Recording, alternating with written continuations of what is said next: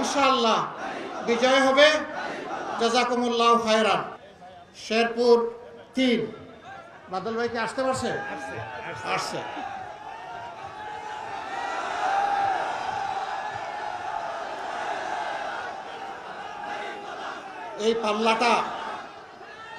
এই পাল্লাটা রক্তে রঞ্জিত।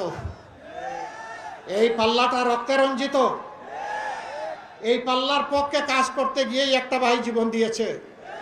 হে আল্লাহ, এই শহীদের উসিলায় এই পাল্লাকে তুমি কবুল করো।